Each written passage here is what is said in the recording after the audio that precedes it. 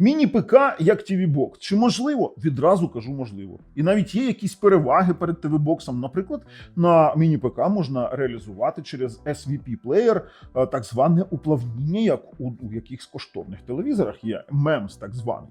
Отак можна реалізувати. І, до речі, там же є і апскейлер, хоча стоп.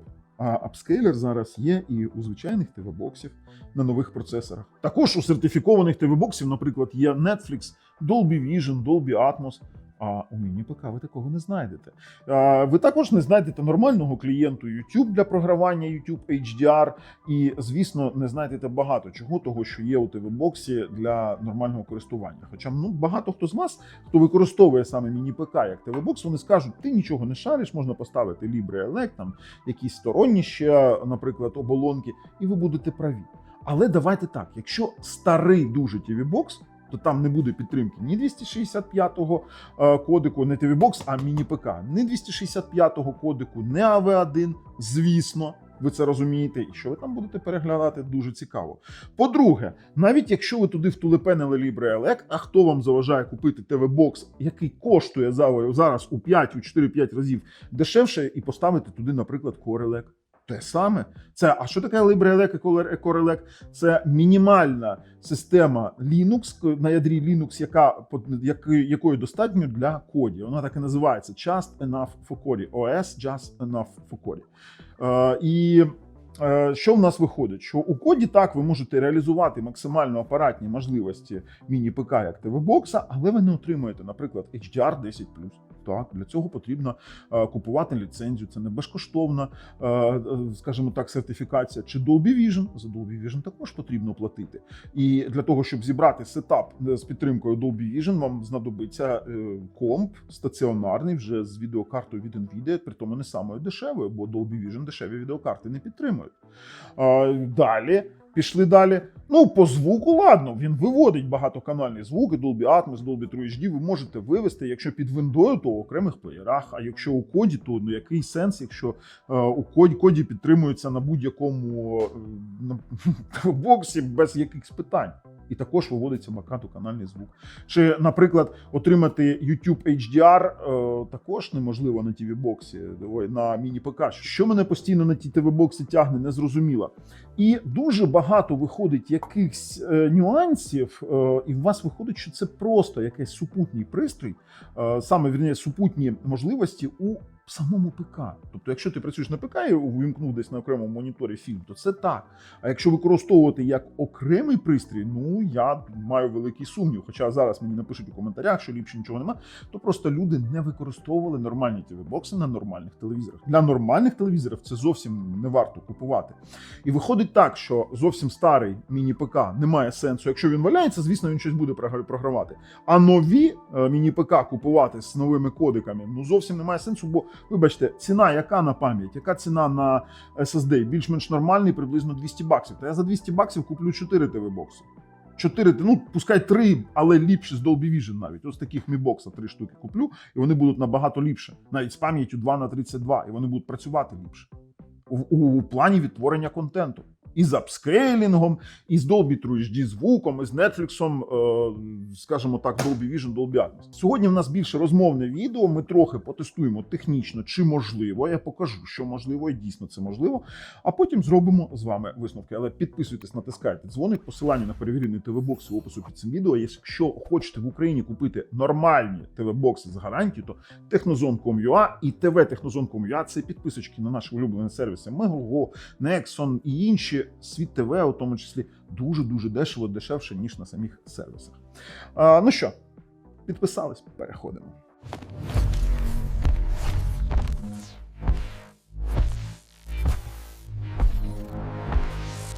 Отак.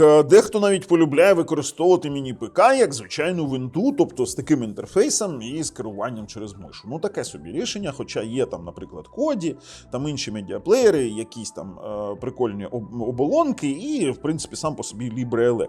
Але давайте відразу ми з вами спробуємо щось відтворити, за якийсь контент. Я скажу, що у Винди є декілька таких переваг, яких немає у TV-боксах, і за які я, скажімо так, вболіваю. І перше – це SVP 4 Pro. SVP 4 Pro – це уплавніння. І, звісно, наприклад, робити уплавніння, як в телевізорі, не можуть зараз ТВ-бокси, немає тих технологій, та й потреби такої немає, в принципі, бо у ТВ-боксах є автофреймрейт. Ну, СВП, він вже запустився, я вам щось розповідаю. Це просто програмний надлаштунок, який через певні медіаплеєри робить уплавніння. Ну, наприклад, якщо ми будемо програвати LG New York 4K, так, він вмикається, він буде програватись навіть... Зараз відтворення, все, воно пішло. От ми бачимо, увімкнулось СВП, увімкнено автоматично. І все буде дуже-дуже плавно йти, все буде круто. Навіть на телевізорі з Dolby Vision з HDR буде відображати HDR10, все буде класно. Але ми, коли перейдемо на LibreELEC, я вам покажу, які обмеження є. Бо у LibreELEC є повний доступ до апаратної частини усього міні-ПК. Перше, на що я, в принципі, знаєте, так, звернув увагу, це те, що при програванні, наприклад, Netflix, він програється, по-перше, лише у такому варіанті браузингу. В нас є тільки 4К просторовий звук, так, він відтворюється, все добре начебто. Але це... Ой, та що ти будеш робити? По-перше, дуже незручне керування. Ось, просторовий звук, а ви бачите ще вставочку, що воно відтворює 4К, і з HDR, ні з Dolby Vision він відтворюватись на міні-ПК не буде. І ти такий думаєш, ну та ладно, і при тому, що уплавніння, наприклад, у тому самому Netflix працювати не буде. Тобто Netflix буде без автофреймрейту, і, в принципі, це вже, ну, таке собі фігня. Хоча будь-який сертифікований TV-бокс з Netflix, він буде працювати з автофреймрейтом, буде працювати з Dolby Vision чи з HDR, у залежності від телевізору і чи можливості ТВ-бокса. Він буде коштувати, скажімо так, у 5 разів менше за той самий міні-ПК, в принципі, це своєму. Є перевага дуже класна, це так званий надлаштунок MedVR. Давайте зараз я вам покажу. Він у налаштуваннях, він в мене, звісно, налаштований. Я знаю, як це все працює. Ось, будь ласка, MedVR – це такий надлаштунок, який нам дозволяє робити апскейлінг низькобітрейтних, поганої якості відео до якогось стандарту 4К, формату 4К. Але у TV-боксах також в нас є можливість апскейлити. У ряді TV-боксів вже з 25-го чи з 26-го року вже багато. І Xiaomi TV-бокс 3-ї ревізії, і Rocktech GX1, Nexon X11, Rocktech GT1, Nexon X12. Там багато югусів на iMlogic S905 X5M. Все це можуть. Я не кажу про топові якісь рішення. І виходить так, що так, є апскейлінг. Але щоб поєднати отак от апскейлінг, уплавніння і Dolby Vision не вийде, бо Dolby Vision немає. Для того, щоб реалізувати Dolby Vision, нам прийдеться вкластись у комп'ютер. І на прикладі, там сервісу Migogo, то багато сервісів будуть недоступні у нормальному відтворенні, бо немає нормальних клієнтів. І ви будете їх використовувати. Наприклад, є у сервіса Migogo там свій клієнт, і він буде якось працювати. Але це не точно. Тобто ви ж уявляєте, що керувати їм за допомогою миші, от він розширюється, тобто прийдеться його використовувати у веб-варіанті, бо у самому клієнті, бачите, він на 4К не розширюється, 1080p висить. Але заради справедливості скажу, що 4К ютубчик буде відтворюватись ідеально, але знову без HDR, бо також ви його будете дивитись через браузер, бо нормальних клієнтів по типу Android TV варіанту не буває, не існує їх. І дивитись YouTube буде не дуже комфортно. При тому, що будь-який TV-бокс може відтворити з HDR YouTube, якщо він більш-менш сертифікований, більш-менш іменитий, то ще з HDR 10+, окремо додатковим, ще й з просторовим, не з просторовим, а багатоканальним звуком, якщо підтримує саме відео у YouTube.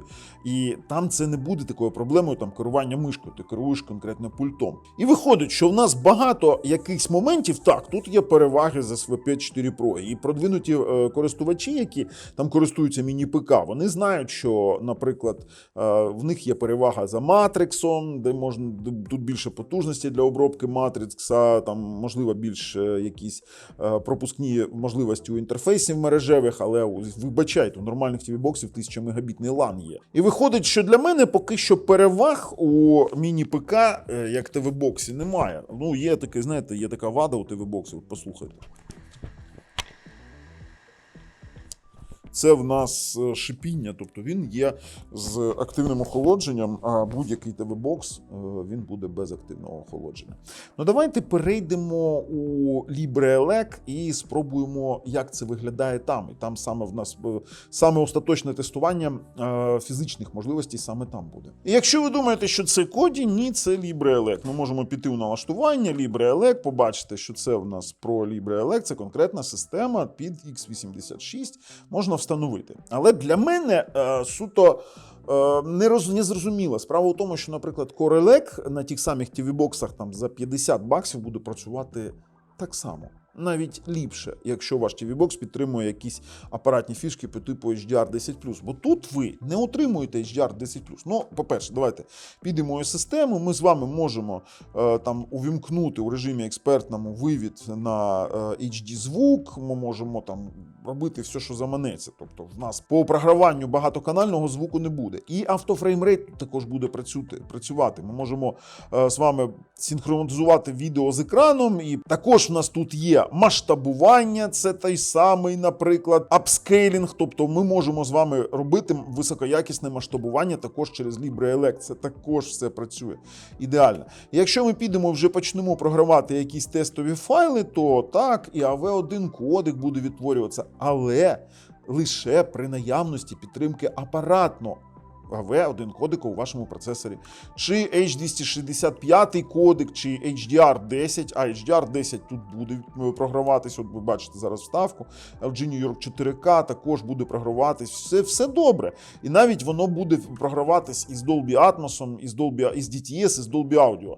І Dolby Vision буде конверсувати, наприклад, у HDR звичайний чи у SDR. Але чого ми тут не отримуємо? Ви тут не отримуєте ні Dolby Vision, ні HDR10+. Так, у LibreELEC можна встановити там елементом і дивитись деякі моменти. Все добре, не можу про них у YouTube казати. Але для мене перевага суто така, вона мізерна.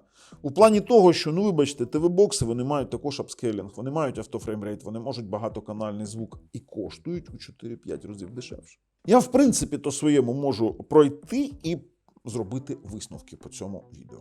У якості висновків скажу, от я б не заморачувався. Те, що воно програє, це факт, і буде програвати. І навіть у деяких моментах воно буде навіть ліпше щось програвати. А от як це реалізовано, будь-який ТВ-бокс просто намахує міні-ПК, чесно кажучи, дуже-дуже сильно. Як хочете, можете спорити, може ні, ну покажіть мені, як ви на бюджетних міні-ПК витворюєте AV1 та ще й Dolby Vision. Буде дуже цікаво подивитися, як ви це робите. Ну, я своє слово сказав, пишіть коментарі, будемо обговорювати. До речі, ми плануємо зробити конкретне відео, як на старому міні-ПК зробити TV-бокс, щоб його не викидати, мультимедійний центр. Але це буде, якщо ви тільки підпишетесь. Ну, а з вами був Бабл на каналі Технозон Україна. На все добре.